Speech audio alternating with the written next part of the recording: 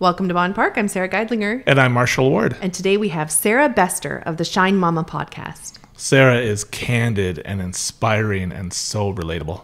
We talk about how Sara got started, what drove her to podcasting. We talk about parenthood, and we talk about being vulnerable when we're speaking to our listeners, which is sometimes a really hard thing to do. And I find it incredibly fun to talk to another podcaster. Me too. Here she is, Sara Bester.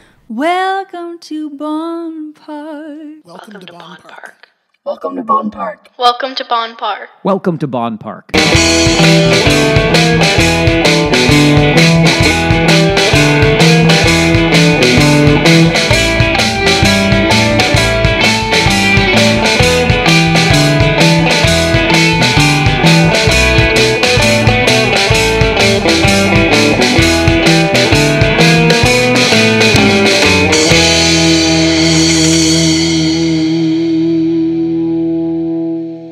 Do you enjoy Bonn Park podcast?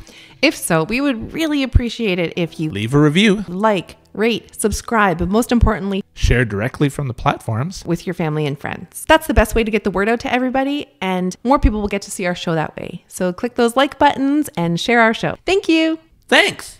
On with the show. This is it.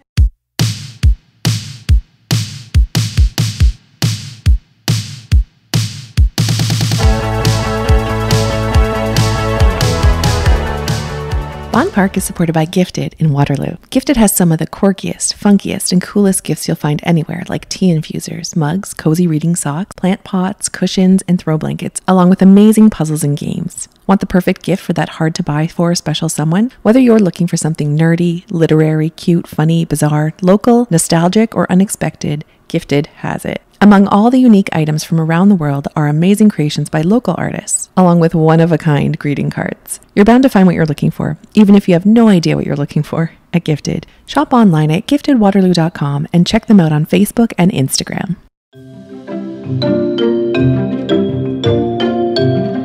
We are supported by Hugh the Handyman. Yes, your home is your castle, but it can also be a lot of work. Problems arise and things need to be replaced. Serving Waterloo Region and Stratford, Hugh the Handyman tackles any job. From decks, drywalls, and carpentry to floors, kitchens, and basement renovations, Hugh has done it all. He even relocated a colony of bees to their new lakeside home. How'd you like a secret hidden doorway in your house? Hugh can do that too. Fully insured, friendly, reliable, and timely, Hugh comes from 3 generations of fine Welsh craftsmen. We're talking carpenters, masons, wagon builders, coffin makers, and roofers. For any of the jobs on your to-do list, call Hugh the Handyman at 519-722-2981 or find him on Facebook. That's Hugh, H-U-W, the Handyman. Thanks, Hugh. Bonn Park is supported by the Healthy Barker. Dogs give us unconditional love and loyalty, so we owe them the same. A healthy diet can make an enormous difference to your dog's health and happiness. The Healthy Barker in Kitchener offers a wide selection of nutritional human-grade meals, as well as customized diets for dogs with specific dietary needs. Built on science with only quality ingredients, food from the Healthy Barker can boost your dog's health and happiness, thereby reducing your vet bills. The best part? Dogs absolutely love the food. You can see it in their excitement at dinner time. Treat your best friend to the gift of health and vitality with help from the Healthy Barker. Check them out at thehealthybarker.ca.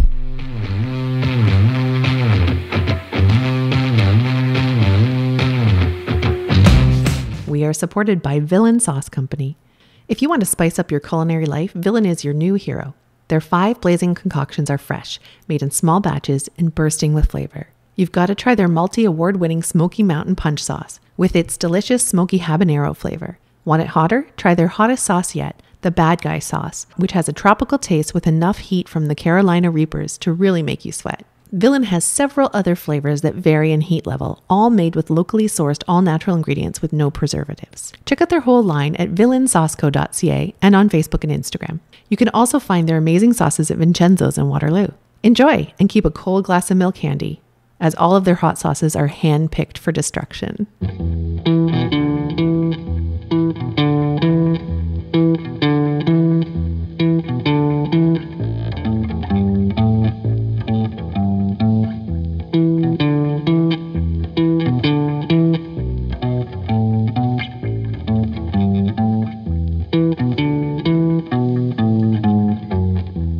I do always find that there's so much good chitter chatter ahead of time. I really struggled with when we used to meet people in person instead of over Zoom. I struggled with letting them go. And Marshall watches the clock for us, and he's always wrapping up the end of the show. And I'm like, I'm not done. I could do this for hours more. And it's always as soon as you turn it off, as soon as you hit stop on record, that the good stuff comes out. What? Well, clearly we all started podcasts because we like to talk, right? Yeah, so exactly. This could be a problem today. So we got to rein ourselves in. Well, let's get started then. Sara Besser, thank you so much for joining us. Thank you so much for having me. Fellow local podcaster. Yeah. We usually start out by asking how one of us met the guest, but in this case, we met you because you reached out and asked us to be part of your local podcast week. Mm-hmm. And you generously jumped on board. Oh, I was so excited. I was like, somebody knows who we are. This is so exciting. No, that was a wonderful sort of community rally to have people find our podcast, find the other ones. I think it was 5 of us total. And just spread the good word about what everyone's doing. And then, we have reached out a little bit more in this community. One thing that Marshall and I have really found is that the local podcasting community is very supportive. It's not a competitive game at all. Everyone seems to be sort of just doing it as a passion project and just as a labor of love, and very willing to share knowledge with each other. I agree. And I'm of the opinion that the more people listening to podcasts, the better, right? It's funny because that local podcast week, I can't tell you how many people had said to me, you know what, I didn't really listen to podcasts, but now that I've heard about all these different podcasts, I've kind of jumped on the bandwagon. So yeah, I think it's great to support each other and work together. And you had a great story at that time too, which, because, like our listenership is all over the place, but I know we have a lot of older listeners. So you did this one story on your Instagram, which was, do you know how to open up a podcast and listen to it? Let's get this iPad out. And I think it was in like a kid case. Like, here's the iPad. I'm going to show you how to open a podcast and listen to it, because that actually not everyone knows.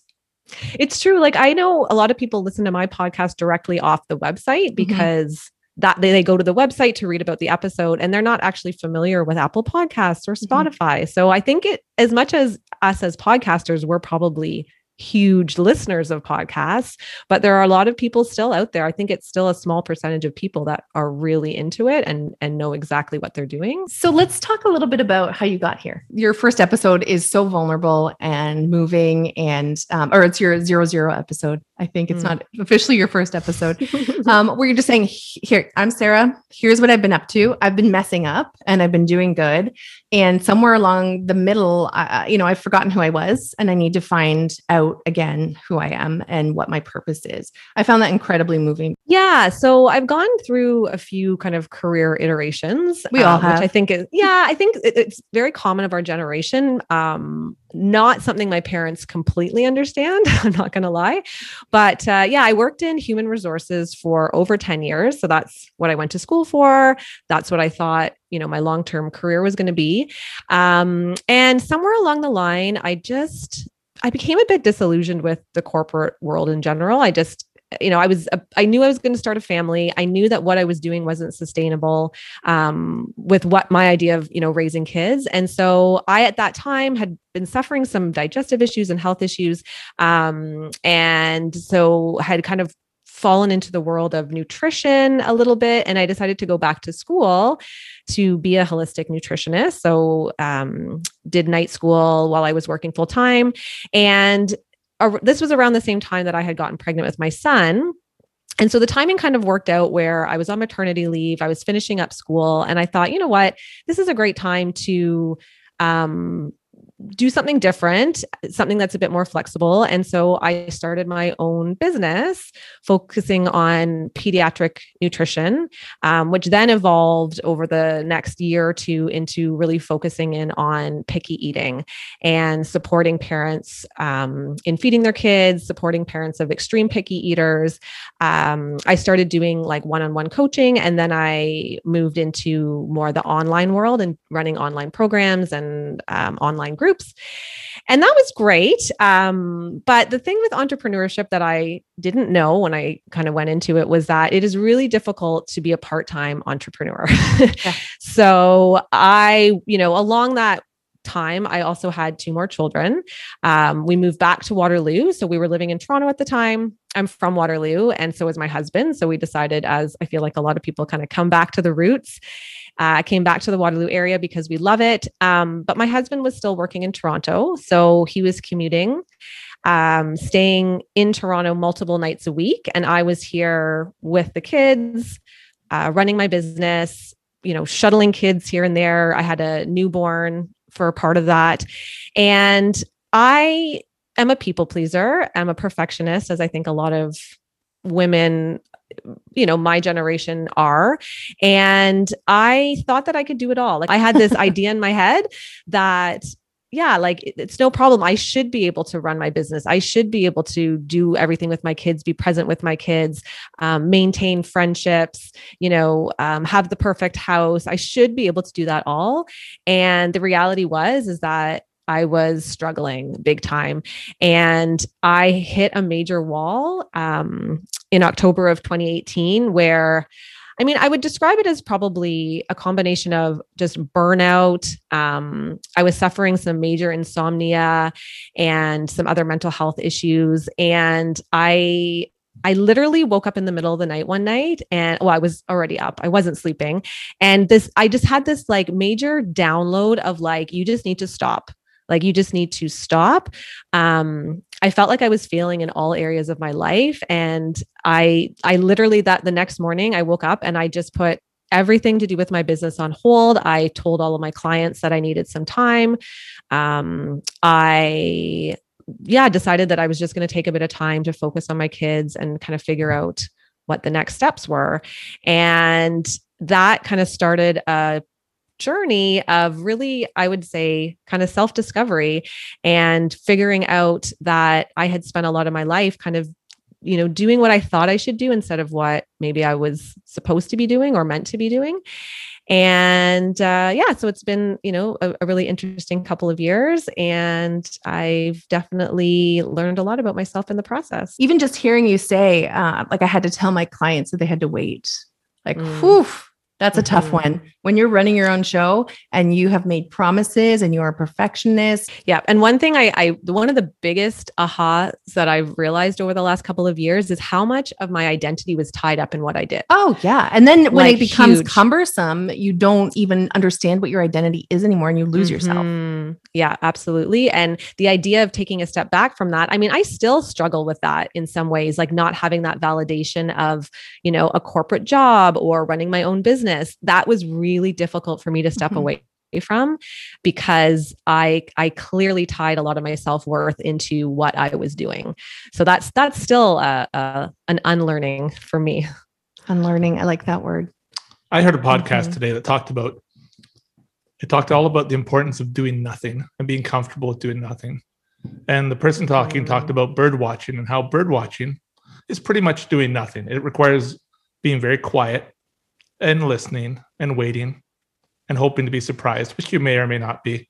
And there's nothing to do after. There's nothing to write down later or to document. It's just being present and bird watching and waiting.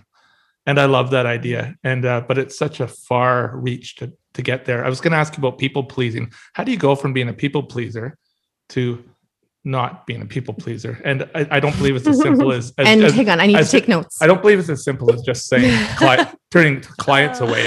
Like that's a killer, right? Being a people pleaser, isn't it? It's hard. It is, yes, very, very, very, very difficult to make that transition. And I certainly am not all the way there yet. But I think one of the biggest things for me is just having the space to recognize that was the first step. I don't think that I really understood the extent of my people pleasing until I actually had stepped away from everything that I was doing and realizing how I was putting everybody else before myself. So that was step one. That's actually kind of where the podcast was born, to circle back around to the podcast. Shine Mama, like the shine really stands for the fact that in order for us as moms to show up as the best version of ourselves for our kids and our family, like we need to figure out what we need to do in order to shine.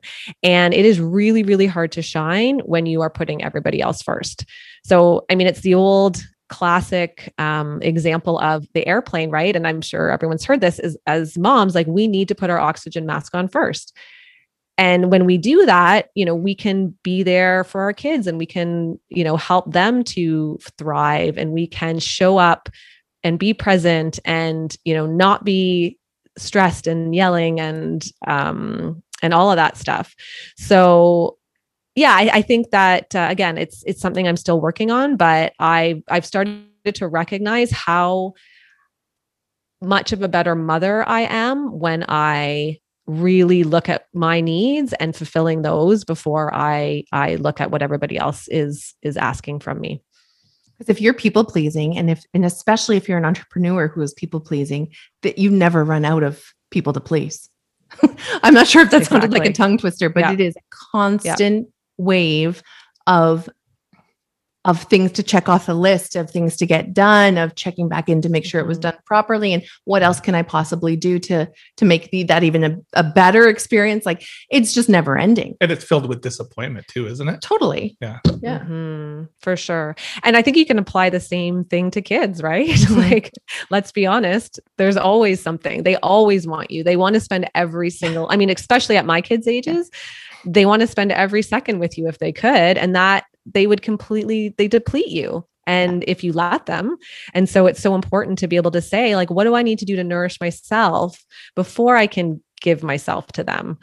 And that's been a huge learning for me, but it is amazing how much happier I am as a mom when I do, put myself first. And I know a lot of moms might listen to this and think that sounds very selfish, but for me, I'm very confident in that now, and I don't feel the guilt, and I don't feel selfish anymore. I love, Sarah, that you put a lot of this into the term recovering control freak. I think a lot of us can relate to that. I used to love the baby stage. Marshall and I both were stay-at-home parents. That's how we met. We met at a park in our neighborhood. Marshall stayed home for 8-9 years, and I did as well. And I loved that little young baby stage because you can kind of control their lives, within reason. Like, you set the bedtime, you're making the meals, you're folding the laundry, whatever it is that you're doing, you have control over this little bubble that is yours, that you've created. But that's not the kind of control that we're talking about here. We're talking about the perfectionism and the pleasing clients and the unending grind of trying to get more and more and more things done. One thing that I found, so you are still busy. You have a podcast, Shine Mama. You are a mom of 3. Yeah. You are a Pilates instructor. Yeah. And I'm also very passionate about community service and volunteer work. Was this Pilates instruction? I want to get to exercise, because exercise and mental health, for sure, we all know go hand in hand. I know for myself, if I'm not getting out and getting some fresh air and some exercise, I am not the best person that I can be. And it takes a few days. If I'm lagging on my exercise, it takes a few days for me to realize, oh, this gross feeling that I'm having means I haven't moved properly. In a few days, I haven't gotten that fresh air, especially during COVID. This is a tough time. Did you build that into your life as part of this new venture for yourself of finding who you are? Or was this something you had always done? So movement has been something that I have done since, I joined Good Life. Those of you remember, it used to be at Waterloo Town Square. Yeah, Waterloo Town Square. Oh, yeah. Waterloo Women's Club. When I was 16, I joined there with my mom. And so since then, like, movement has been, always such an important part of my life. But I did find that when I became a mom, it became a lot harder to fit that in. And I, was putting other things before that. And like you said, I definitely can feel it when I am not moving my body, and it affects my mood. It affects my energy. And so, over the past few years, as I've, kind of gone on to this phase of maybe making myself a priority, movement has become non-negotiable for me. But to tie that back to Pilates, like, I've always really loved Pilates, and I did part of my training many, many years ago before I had kids. And it just was something that I kind of got too busy, and I didn't really follow through. And then an opportunity came up to join the teacher training program at Club Pilates. And it was just really great timing.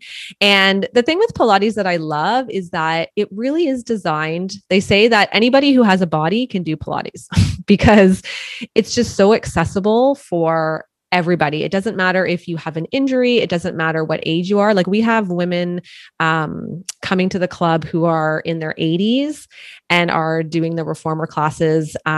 So for me, it's a type of movement that I'll be able to do for the rest of my life. And I feel so passionate about being able to introduce people to movement that maybe have never moved before. There are a lot of people that start Pilates that this is the very first time they've ever exercised in their lives.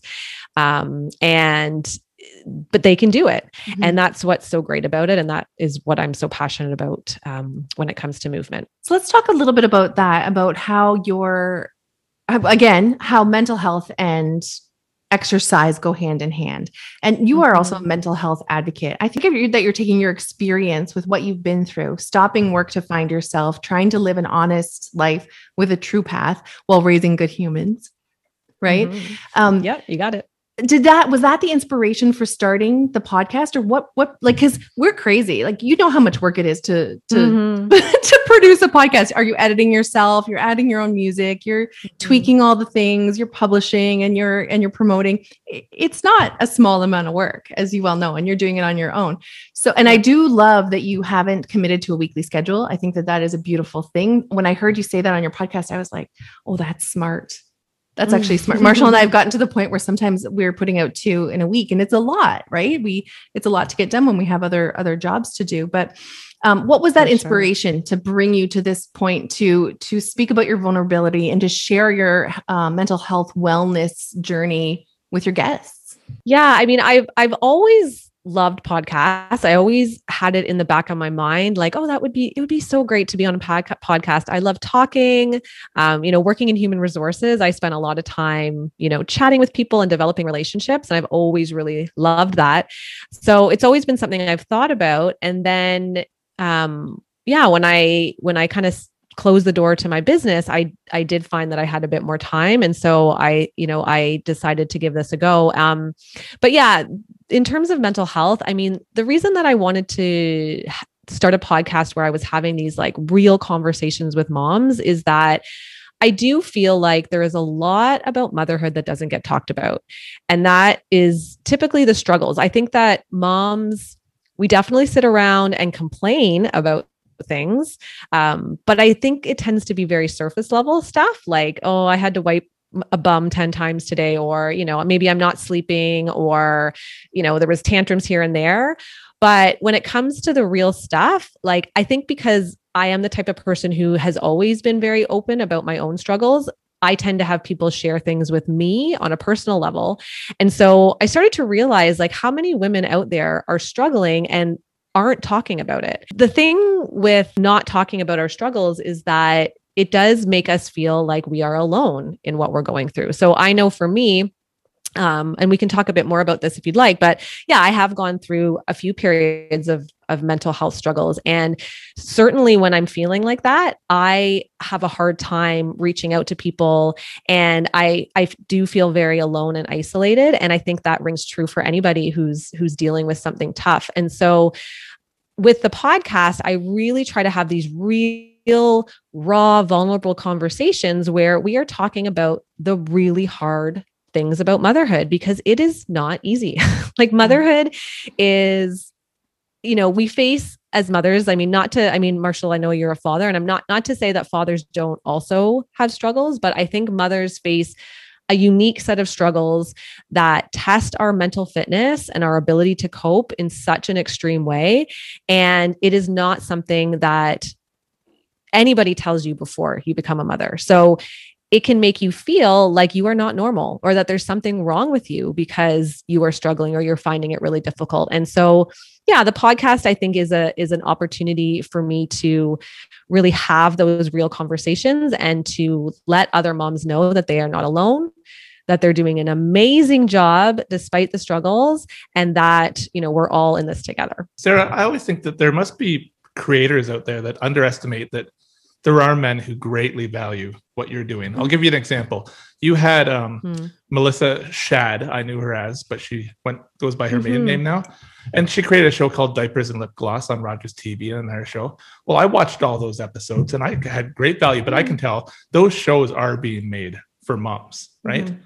And same with Shine Mama. You know, I greatly valued your episode with Dr. Jen Forrestal and her Umbrella Project, which is basically about character building in children. Anyways, I don't know if you really considered the fact that you do have, in my case, a male audience out there that in no way do I feel alienated from your show. That I greatly value the content of it. And it's very relatable to me. Well, thank you for saying that. That's great to hear. I in no way, I definitely don't want to alienate dads in any way. It's so great to hear that dads are taking value. I have had actually a couple of dads say to me, like, can I be the first Shine Papa episode? And I'm not ruling that out at all. So I think that as time goes on, we have more dads who are maybe doing the stay-at-home dad thing and are maybe experiencing the side of parenting that maybe, you know, like my parents' generation didn't. I think the reason I say that moms have that unique set of challenges, I do think going back to that people pleasing and perfectionism, for whatever reason, there seems to be a lot of that in motherhood where we are comparing ourselves to others. And I just don't see it as much with dads. Not to say that it's not out there. And maybe Marshall, you can speak to that, but it does seem to be moms who are really struggling with that comparison and that being really hard on themselves about parenthood and all of that. I would completely agree. And I understand that fully. In fact, I wore my stay-at-home parenting years like a badge of honor. Like, I did not compare myself to other dads. I didn't compare myself to other parents. I saw myself as almost heroic. Yeah, we don't look at it that way. We usually see ourselves as somewhat of a failure.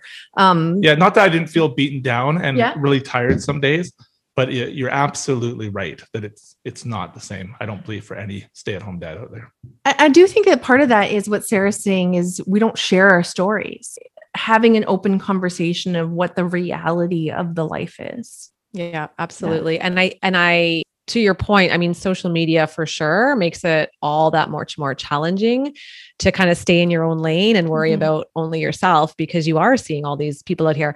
I have so much compassion for women who are having babies during this pandemic and, you know, are so much more removed from any sort of social support or mom's group or any avenue that they have to help them feel a bit more normal. I think that the challenges are going to be that much greater. And I hope they're listening to the podcast so that they, you know, that they know that, it is tough and even maybe tougher for them right now. Actually, next week we have a mom who gave birth during COVID. Is that right? That's right. And she's just going to talk about her experience of like, here's what we had to go through. And it's her fourth child. And usually by number 4, you're pretty relaxed, but such a different time to be going through all of this stuff. Absolutely. I was going to ask Sarah, ahead, how do you set yourself up for, let's say, maybe a 35-minute podcast where it's just you chatting, so you don't have a guest? So that to me, are you getting rid of me? Yeah, no, that is not attractive to me. I do not want to do that.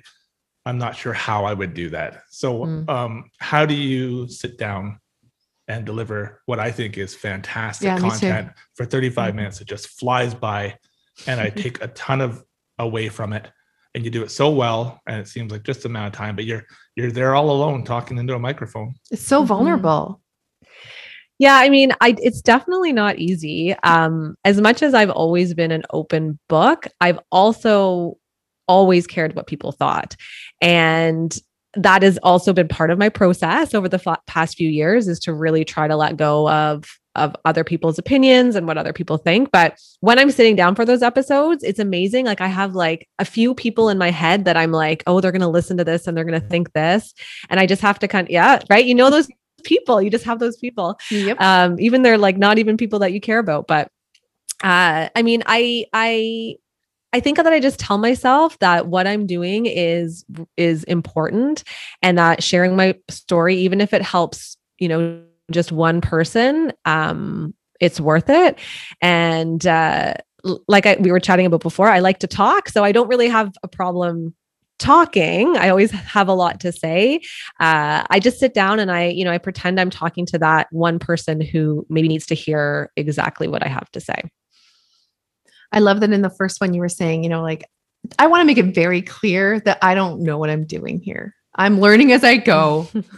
I'm not an expert. Let's just go on this journey together. And that invitation just feels so welcoming and warming, especially on this local level. You're doing the same thing as us. You're interviewing in your kitchen. You're talking to locals about what they've done and what they haven't done, and their failures and their wins, like we were mentioning earlier. I did like in the earlier ones how you were doing like a shine and a what was it? It was like a shine and a rough moment or something like that. Yeah. I was going to do that throughout, but it ended put up being people on the spot? too long. Oh, too long. Yeah. I think that it was just too long because there's so much to talk about that those two questions on its own can take up, 15, 20 minutes. Yeah. That's a sub podcast. That'll go under your podcast umbrella. Totally. Oh my gosh. I would love to have 2-hour episodes like Armchair Expert you were referencing before. You know how his episodes sometimes they're like 2 hours 2 hours? and 45 minutes. I'm like, but I listen. It might take me 3 days, but I'll listen to it. Yeah. I think of it kind of like when you deliver a 35-minute episode where you're very vulnerable and very open, it's like you're presenting a gift. Yeah. So I'm listening to it and then I'm relating to it. And then I come away from it with a lot of energy. It's like, day to day, you go and you get your groceries and you take your kids to school and you do this and you do that. All of a sudden you have a spontaneous little visit with somebody somewhere, a friend you haven't seen for a long time. And it's like you're absorbing all their energy and they care about you and they're interested in you and there's equity in the conversation and it's genuine and you can come away from it feeling like $1 million. And it was just a 10-minute chat with somebody you knew from a long time ago. And I think that's what those episodes are, where you give of yourself for 35 minutes so generously. It's like you're giving a gift to people. And Marshall, that is so sweet. That is like the nicest thing I've ever heard. Thank you so much. I was really enjoying the episode with, was it Remy Warren? What I took from this episode, oh my gosh, what I loved is that she's an entrepreneur. She's a successful woman. She's out there crushing, doing what she's doing. She's also a mom, but she openly talked about big failures in her professional life. That is something that I think is really tricky for women to talk about. And it felt very raw, just like how Marshall's saying, these 35-minute monologues to your listener who, even if, like you said, even if one person gets something out of that and feels supported, like you've done your job. I felt so much relief listening to Remy's episode with you, when she's just saying like, hey, I tried it. It actually wasn't a failure. I just decided to move on to something else.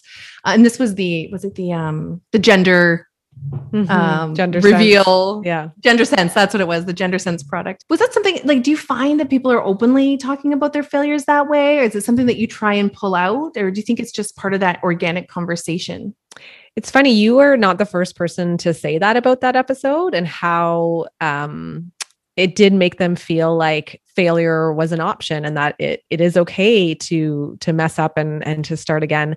That episode is one of my favorites because I don't think Remy expected to talk about that. And she actually teared up a little bit during that conversation. And it was exactly what I want my podcast to be. Like I want to have these real, raw, vulnerable conversations. And what I actually do, I'll tell a little trade secret. Ahead of the podcast, I actually send out a questionnaire to the guests that asks a lot of detailed kind of personal questions, but I say very clearly at the top, like, don't talk about anything that you don't want to discuss on the podcast because, I may use this information, but I find that it really gives me a lot of insight into the guest. And that insight, then I can kind of bring into the conversation, or maybe when we first hop on, I'll say to them, oh, you talked about this in your questionnaire. Can I weave that into the episode? And so I do find that I get a lot of really great insight and maybe things that wouldn't have naturally come up had I had not kind of known about it ahead of time. I imagine with guests, you have had an experience like we have. So I don't think I've even talked to Sara too much about this. It has to do with really seeing somebody. So I thought about this because I have a friend who said to me a while ago, she goes, my biggest fear is that I'm going to die someday and the people don't really know me. They don't see me. And you can tell when you're interviewing a guest and there's something that clicks, and they can tell that you can see them. Mm-hmm. Do you know what I mean? And they're finding great enjoyment in that moment. And for some of these guests, sometimes it's the first time they're allowed to just talk about themselves for quite a while. They're usually the listeners, right? Have you experienced that? I do feel that I truly do am very interested in other people. And I've always loved developing relationships with people. I mean, that's part of the reason I went into human resources. I really just genuinely love people. And so I do think that I am making that connection with people when we're having those conversations. I think that also a lot of moms aren't necessarily given the opportunity to talk about motherhood in such a deep and vulnerable way. Like I said before, I think a lot of times when you're in those mom groups, it tends to be a lot of like complaining. And I think some of the questions I ask about motherhood are really touching to the person that I'm interviewing. And it is so nice to have the opportunity to reflect on the great aspects of being a mom, because there are so many amazing things about motherhood. And I just think that oftentimes, people aren't getting that opportunity to just really open up about how much they love their kids and what they want for the future of their children and the greatest joys and the greatest moments. I spent countless hours in school hallways while I was a stay-at-home dad, I was among women mostly talking, and I'm not sure if my presence there factored into what they were talking about or not. But rarely was it ever on that level. Like I remember they didn't have the kind of substance that I thought they would. So either those conversations weren't happening among those moms, or they were happening somewhere else. Did you find that too? You can find that they're not really talking about real things. You kind of nailed it, actually. I had somebody say to me recently that the podcast is kind of my form of therapy, that I'm doing it as a form of therapy. And it's so true, because I love having those deep conversations. Like I crave that. And I do notice that when you're in the groups of moms that sometimes, I mean, it's harder in a group, right? To get vulnerable. It's so much easier in that one-on-one format. And so, yeah, I truly love these conversations, because these are the types of conversations I want to be having as well. This is what happened with me and Marshall. So I was so, I'm going to use the word, Marshall. We could try and change it. I was so horny for conversation when my kids were little and we were going to the park. And it was, there's sometimes a tone, and moms, I love all of you, and we all want to talk about different things. And, but there is a long stretch of time where a lot of the conversation is, well, he had a ball at 3:23, but by 3:25, I had to change him. And then the phone rang at 3:30. And then at 3:32, he wants the ball again. I can't take it. I mean, I just can't do it. And I want to support a mom that wants to go through that kind of conversation. But when I saw Marshall, it was like, come talk to me about culture, talk to me about what's happening in your marriage for the, I once said in the middle of a mommy boot camp stroller fit in the park, where it was a lot of bottle talk and organic baby food talk and all this stuff. I was like, when's the last time anyone had sex? Can we talk about that? I need to have those conversations to the point of where I'll probably say something inappropriate to get there. And that's why I craved these conversations with Marshall so much. I mean, we would talk about vegetarianism and about art and music and culture. And you need that, you need that, but you also need to have these deeper level conversations that aren't just, here's how I care for my child. Here's how clean my house is or isn't. And I think sometimes it's finding the right group of friends. Sometimes it's being that person to instigate the conversation. And sometimes it's an inspiration of maybe having like a common sense, good mom that brought you there to share your wisdom. One of the best pieces of parenting information or advice that I got when my kids were small was another mom said to me, like, this is tough right now, this thing that you're going through right now, but like, it's going to change.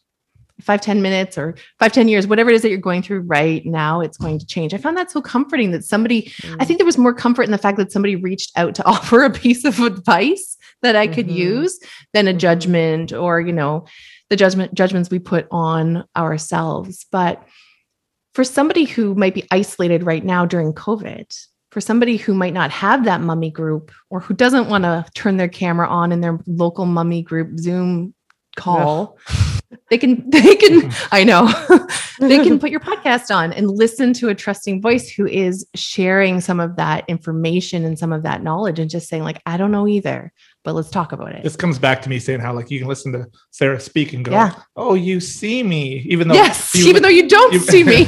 It's just like, oh, and it feels so good. It feels so good. Mm-hmm. And I feel so relieved. That's what you feel such relief. Yeah. And you go, oh, it's a connection. Yeah. It's a connection that, like Sarah's putting it out there. We're just talking for you. You don't get to talk on this. You guys are so sweet. Putting that out there for us and leaving it out there to hang. And then, young parents or anyone who wants to listen or somebody who's interested in the guest that day can click on that and have that connection with you. And you've left it out there to be found. I love it. And in the span of a single day, you can visit with people and and if you want to pull your hair out feeling like nobody's understands or not connecting with these people. Mm-hmm. And then all of a sudden you have something like a podcast to listen to and you go, okay, I feel so relieved. Mm-hmm. This makes sense to me, Yeah.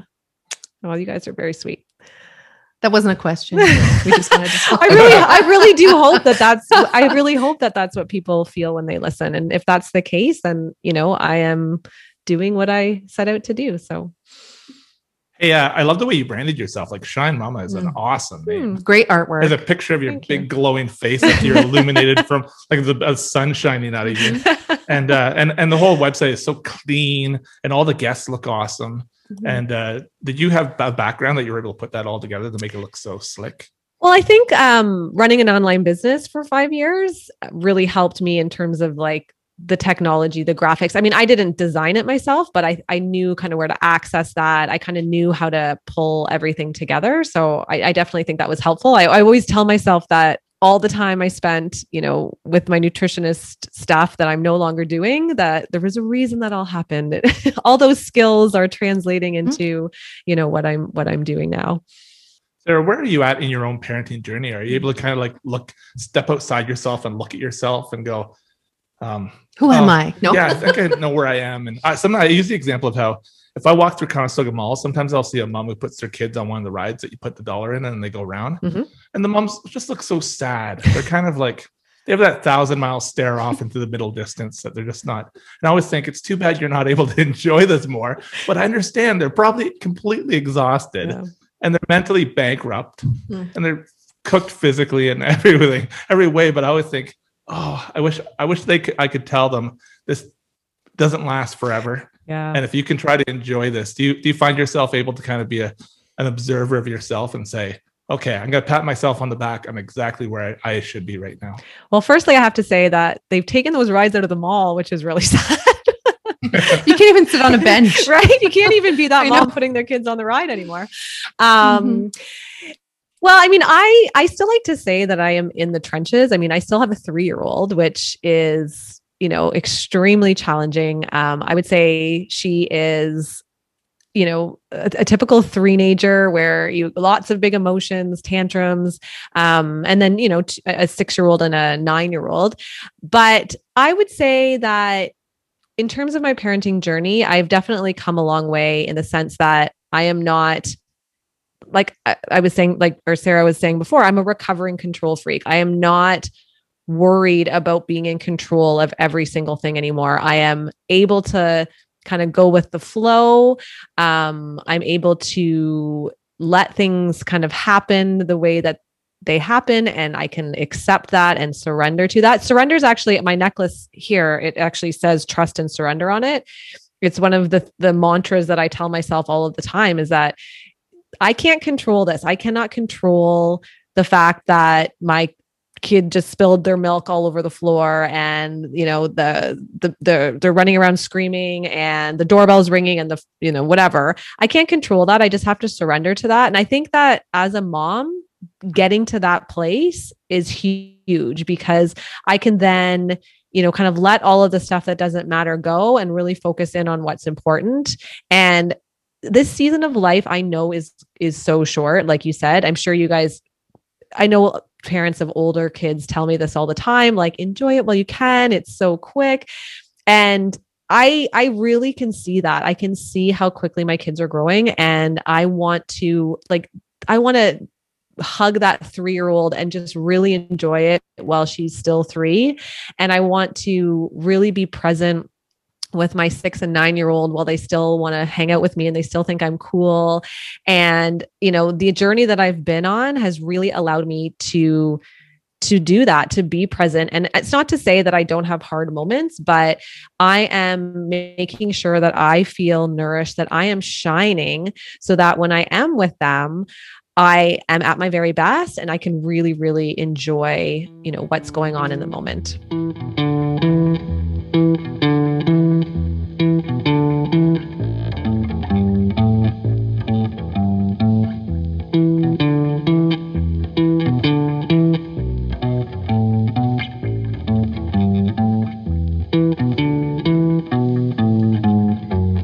Hey all, thanks for meeting us in Bonn Park. Please like, rate, and subscribe to our podcast on the platform that you're listening to. And follow us on Instagram and Twitter at Bonn Park Podcast. Original music by Alan Lung.